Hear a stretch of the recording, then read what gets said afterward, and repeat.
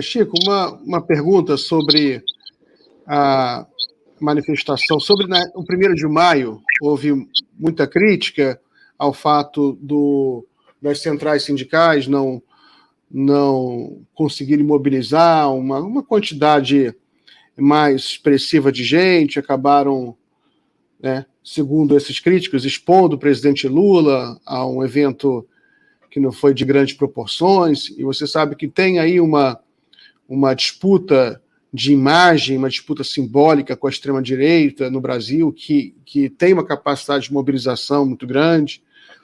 A que você atribui as dificuldades da esquerda hoje de mobilizar mais gente, colocar mais gente na rua? Quais são as dificuldades políticas? Como é que você vê essa questão? Espera aí, Chico, eu estou desligando o microfone quando eu falo, porque está para vazar, deixa eu ligar de novo. Pronto, pode falar.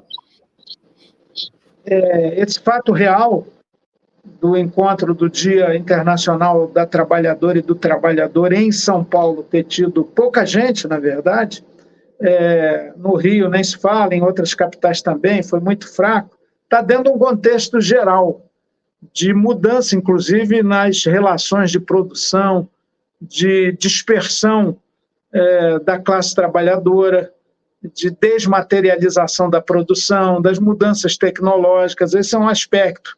Já não há aquele grande chão de fábrica, as massas operárias dos anos 90, onde emergiu um grande líder sindical metalúrgico, Lula.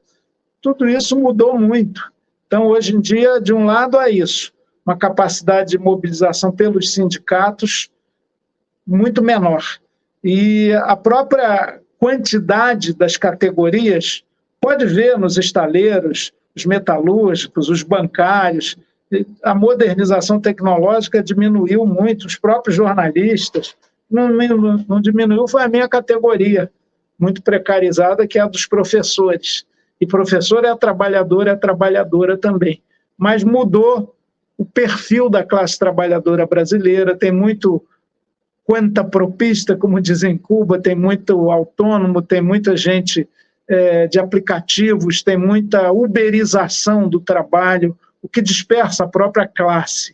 Em segundo lugar, as novas tecnologias de comunicação, talvez as máquinas sindicais muito pesadas e que sofreram rude golpe em termos de recursos desde o governo Temer, elas já não têm a capacidade de mobilização de antes, de uma categoria que, no geral, se tornou menos numerosa. E muitos setores, até do que a gente chama socialmente de classe média, não se percebem como da classe trabalhadora. Por fim, quando se é governo, sempre há um elemento de acomodação, né?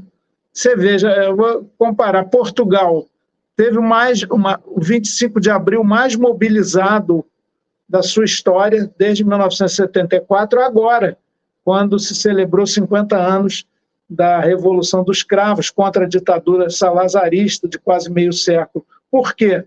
Porque foi uma reação assustada quanto ao crescimento da extrema-direita em Portugal. O partido lá da extrema-direita, o Chega, elegeu, me parece, 50 deputados para o parlamento, tornou-se a terceira força política do país. Aí, nesse sufoco, nesse susto, nessa preocupação, há uma mobilização maior. E perdeu-se, inclusive, maioria para governar. Vai ser um governo de centro-direita lá em Portugal.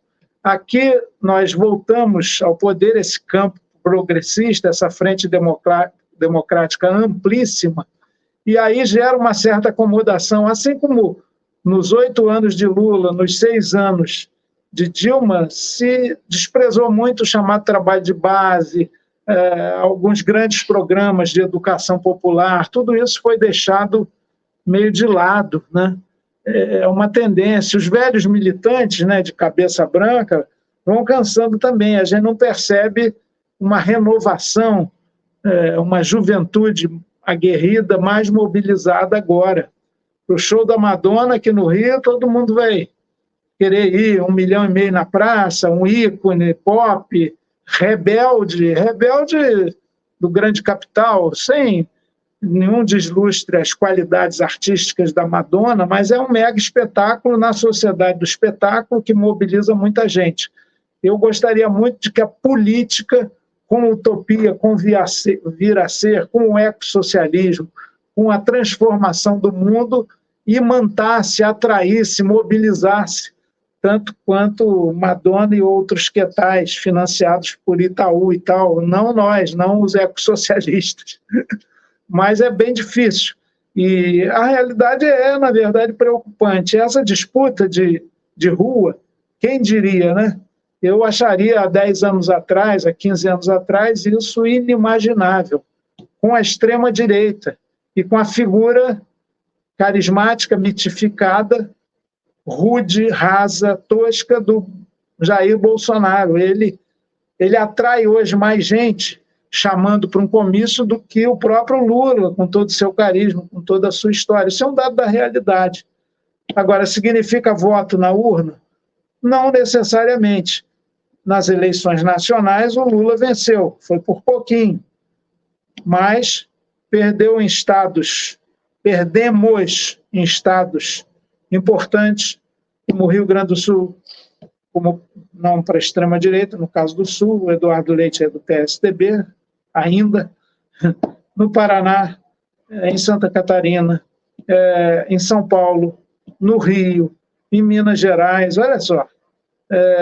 Então, a gente tem essa maioria, como eu já falei, de direita no Congresso, Câmara e Senado, e o Lula venceu, muito em função do voto do Nordeste, que é igualzinho ao nosso, do Sudeste, do Sul, tem a mesma dimensão e dignidade. Por isso ele é o vitorioso das eleições nacionais. Houve uma tentativa de golpe, de impedir sua posse, de impedir seu governo.